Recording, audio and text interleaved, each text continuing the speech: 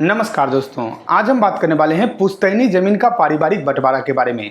दोस्तों, बहुत सारे लोग हैं जो कि ये सोच रहे हैं कि जमीन सर्वे होने के बाद हमारा जो जमीन है वो ऑटोमेटिकली यहाँ पे बंट जाएगा। हम 2 भाई हैं, 3 भाई हैं, तीनों भाई में बराबर जो हिस्सा है वो यहाँ पे बंट जाएगा। लेकिन कुछ दिन पहले जो सूचना यहाँ पे दिया गया था कि आप लोग का जमीन सर्वे के माध्यम से पारिवारिक बंटवारा यहाँ पे नहीं होने वाला है। जब तक आप लोग अपना यहाँ पे बंटवारा बनाकर नहीं दीजिएगा तब तक आप लोग का जो है जमीन सर्वे में बंटवारा नहीं होगा।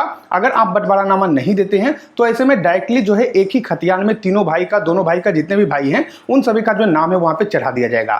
तो अब ये जरूरी है कि आप सभी लोग अपने पुश्तैनी जमीन का जो पारिवारिक बंटवारा है वो यहाँ पे कर लीजिए, और अगर आप नहीं करते हैं तो ऐसे में आपका बंटवारा नहीं हो पाएगा। तो आज मैं आप लोग को जो पूरा प्रक्रिया बताने वाला हूं कि अगर आपका पुश्तैनी जमीन है और नीचे में आप 2 भाई हैं, 3 भाई हैं, तो किस तरीके से आप लोग को बंटवारा करना होगा, क्या जो है इसकी प्रक्रिया रहने वाली है, इसको लेकर जो सूचना है वो आप लोग यहाँ पे निकल के आ चुका है। साथ में क्या क्या डॉक्यूमेंट आप लोग यहाँ पे लगाना होगा इसके बारे में भी जो जानकारी है वो यहाँ पे निकल के आ चुका है। तो वीडियो को आप पूरा जरूर देखिए, मैं आप लोग को जो पूरा जानकारी यहाँ पे देने वाला हूँ। लेकिन उससे पहले अगर आपने जो है अभी तक हमारे टेलीग्राम या फिर व्हाट्सएप चैनल से नहीं जुड़े हैं तो उसका जो लिंक है वो आप लोग को डिस्क्रिप्शन में मिलेगा, जरूर जाकर ज्वाइन हो जाइए, ताकि आपको हर एक नोटिस, पेपर कटिंग जो भी होता है वो आप लोग को सबसे पहले वहां पे प्रोवाइड करवा दिया जाता है। और अगर आप चैनल को सब्सक्राइब नहीं किए हैं तो सब्सक्राइब भी कर लीजिए, ताकि आपको इसी तरीके का जो वीडियो है वो हमेशा मिलता रहे। चलिए हम आप लोग वहां पे दिखाते हैं कि पारिवारिक बंटवारा जो है किस तरीके से होता है और क्या क्या डॉक्यूमेंट आप लोग वहां पे लगाना होगा। तो यहाँ पे देखिए दोस्तों, मेरे पास जो है एक पेपर कटिंग पड़ा हुआ है और इसमें जानकारी दिया हुआ है कि पुश्तैनी जमीन का सहमति से कराएं पारिवारिक बंटवारा। यानी दोस्तों यहाँ पे क्या है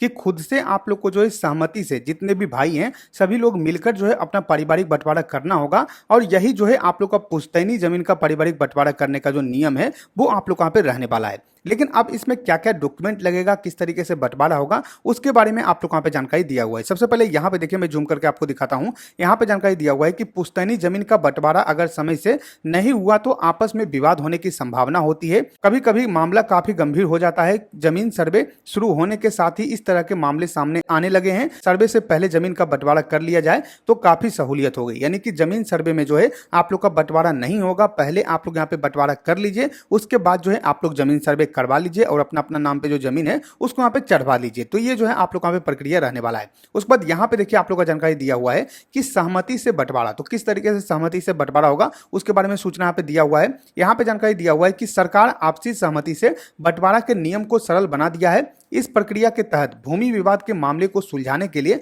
सरकार ने सबसे अहम भूमिका आपसी बंटवारा को दे रही है।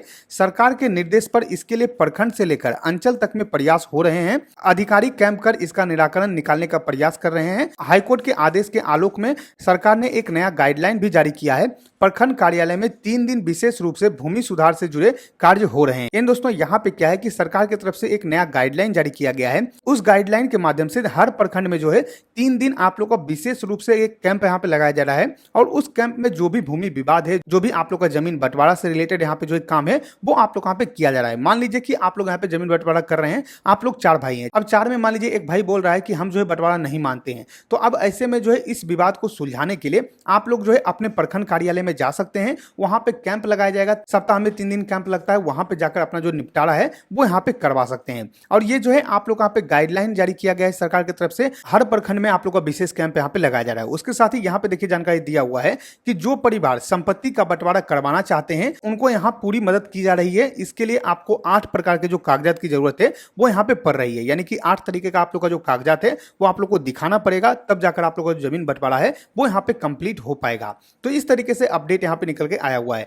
अब इसमें क्या क्या आप लोग का डॉक्यूमेंट लगेगा, क्या क्या आप लोग को यहाँ पे दिखाना होगा उसके बारे में भी जानकारी दिया हुआ है। तो सबसे पहले तो आप लोग का जो बंसावली है वो आप लोग यहाँ पे बनाकर लेकर जाना है। और बंसावली में सभी का सिग्नेचर होना चाहिए। मान लीजिए नीचे आप 4 भाई हैं तो चारों भाई का सिग्नेचर होना चाहिए कि हाँ ये बंसावली सही है। और जो भी ऊपर में पिता का नाम या फिर जो आप लोग के दादा का नाम लिखा हुआ है या फिर चाचा का नाम लिखा हुआ है वो सब कुछ सही है। ये आप लोग यहाँ पे प्रूफ हो जाएगा जब यहाँ पे चारों भाई सिग्नेचर करेंगे। तो इस तरीके से सबसे पहले जो है एक बंसावली आप लोग को बनवाना है। उसके बाद यहाँ पे जो है जमाबंदी रैयत का मृत्यु प्रमाण पत्र, यानी कि मान लीजिए आपके दादा के नाम से जो जमाबंदी है यानी कि खतियान है तो उनका जो है मृत्यु प्रमाण पत्र आप लोग वहाँ पे लेकर जाना है। उसके बाद आधार कार्ड अपना यहाँ पे ले लीजिएगा सभी भाई। उसके बाद यहाँ पे सभी हिस्सेदार की जो सहमति है वो आप लोग यहाँ पे लगने वाला है, और एडीसीएम कार्यालय से जारी शपथ पत्र जो है वो आप लोग यहाँ पे लगने वाला है। तो ये सब जो डॉक्यूमेंट है वो आप लोग यहाँ पे लगने वाला है। अब इसके साथ ही यहाँ पे और भी डॉक्यूमेंट आप लोग यहाँ पे लगने वाला है, जैसे कि यहाँ पे लगान रसीद की छाया प्रति, यानी कि जो भी आप लोग यहाँ पे जमीन का रसीद है उसका आप लोग यहाँ पे जो है एक फोटो कॉपी यहाँ पे लगने वाला है। मलगुजारी जो रसीद है वो आप लोग को कम से कम यहाँ पे लेकर जाना है। उसी के साथ भूमि से संबंधित दस्तावेज, जैसे कि यहाँ पे केवाला है तो केवाला ले लीजिएगा, खतियान है तो खतियान ले लीजिएगा। आप जिस जमीन का बंटवारा करना चाहते हैं उस जमीन का केवाला और खतियान जमा करना होता है, इस बात का आप लोग यहाँ पे ध्यान रखिएगा। उसके बाद यहाँ पे जो है 100 रुपए का जो स्टाम्प है वो आप लोग यहाँ पे लगाना होगा, और उसी पर जो है आप लोग का जो शेड्यूल है वहां पे बनाया जाएगा। अब इसी का मैं जो है एक आसान प्रक्रिया आप लोग को बता देता हूँ कि मान लीजिए अगर आप वहां पे जाते हैं तब आप लोग का ये सारा डॉक्यूमेंट यहाँ पे लगेगा, ये सारा कुछ आप लोग वहां पे दिखाना होगा, जिससे कि जो अधिकारी होंगे उनको वहां पे पता चलेगा कि हाँ ये इतने भाई हैं, साथ में जो है ये सब हिस्सेदार है, इतना यहाँ पे जमीन है, ये सब यहाँ पे जो उनको जानकारी मिलेगा तभी तो वो बंटवारा यहाँ पे कर पाएंगे। लेकिन अगर मान लीजिए कि आप लोग को जो है बहुत ही आसान तरीके से बंटवारा करना है तो तीनों चारों भाई, जितने भी भाई हैं, मान लीजिए 4 भाई हैं, तो चारों भाई अच्छी तरीके से बैठिए। बैठने के बाद आप लोग जो खुद से अपना जो बंटवारा है वो यहाँ पे कर लीजिए। खुद से बंटवारा कैसे होगा, तो सबसे पहले आप लोग को 100 रुपए का जो स्टाम्प पेपर है वो यहाँ पे ले लेना है। मान लीजिए आप लोग जो है 3 भाई हैं, 4 भाई हैं, तो यहाँ पे करिएगा क्या कि 3 से 4 जो है आप लोग स्टाम्प यहाँ पे ले लीजिएगा, और जिनका जितना हिस्सा है वो आप लोग यहाँ पे लिखना होगा। सबसे पहले मैं आप लोग को जो है पूरा प्रक्रिया बता देता हूँ कि किस तरीके से आप लोग को करना होगा।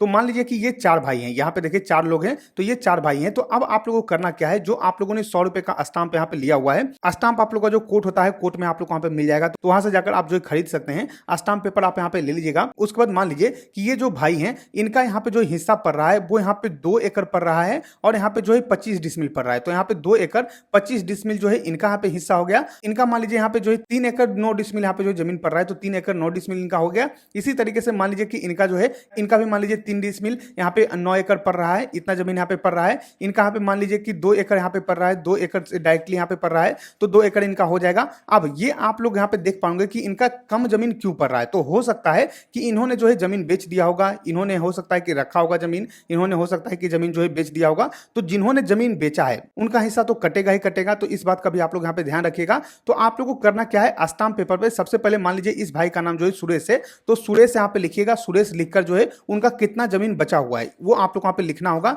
उसके बाद वहाँ पे जो है आप लोग को बताना है पूरा डिटेल में कि इस जमीन का खाता नंबर क्या है, यानी कि सुरेश को जो जमीन मिला हुआ है, मान लीजिए सुरेश को जो यहाँ पे जमीन मिला है वो इस तरीके से एक प्लॉट मिला हुआ है, और इसमें जो है 6 प्लॉट इनका यहाँ पे रहने वाला है। तो जो 6 प्लॉट है, इन 6 प्लॉट का जो डिटेल है वो आप लोग को यहाँ पे लिखना होगा, जिसमें कि हो सकता है कि 1-2 प्लॉट का यहाँ पे जो खाता नंबर, खेसरा नंबर है वो यहाँ पे अलग होगा। तो आप लोग को पूरा यहाँ पे लिखना है कि सुरेश को कहाँ पे जमीन मिला है, कितना जमीन मिला हुआ है। यानी कि मान लीजिए कि ये जो खाता नंबर है, खाता नंबर 21 हो गया और खेसरा नंबर 115 हो गया। इस तरीके से आप लोग वहाँ पे लिखना होगा कितना जमीन उसमें है। तो मान लीजिए कि उसमें जो है 1 एकड़ जमीन है, तो 1 एकड़ यहाँ पे लिख दीजिएगा। फिर मान लीजिए खाता नंबर 35 हो गया, उसके बाद खेसरा नंबर 152 हो गया, तो 152 खेसरा नंबर में कितना जमीन उनका यहाँ पे बचा हुआ है। तो मान लीजिए 15 डिसमिल यहाँ पे जमीन है, तो 15 डिसमिल यहाँ पे लिख देंगे। उसके साथ ही इसका जो चौहद्दी है वो आप लोग को ऐसे ब्रैकेट करके पूरब, पश्चिम, उत्तर, दक्षिण करके जो है जिस भी जमीन का, जिस भी प्लॉट का आप लोग यहाँ पे जो है खाता खेसरा लिखेंगे, उसके सामने चौहद्दी भी आप लोग वहाँ पे लिख देना है कि अगल बगल के कौन किसान है। इसी तरीके से चारों भाई का जो अलग अलग आप लोग वहाँ पे शेड्यूल है वो यहाँ पे बना दीजिएगा,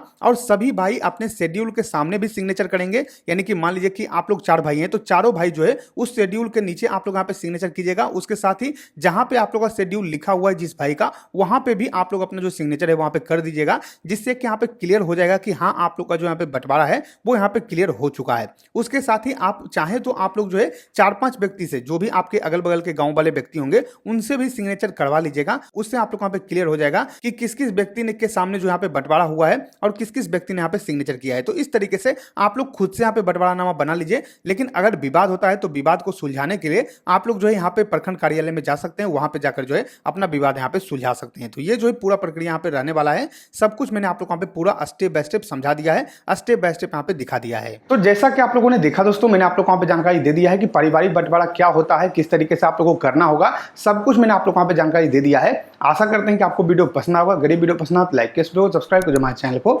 साथ ही साथ इस वीडियो को, ताकि और भी लोगों को जानकारी मिल सके। हम मिलते हैं आपको अगली वीडियो में, तब तक के लिए धन्यवाद।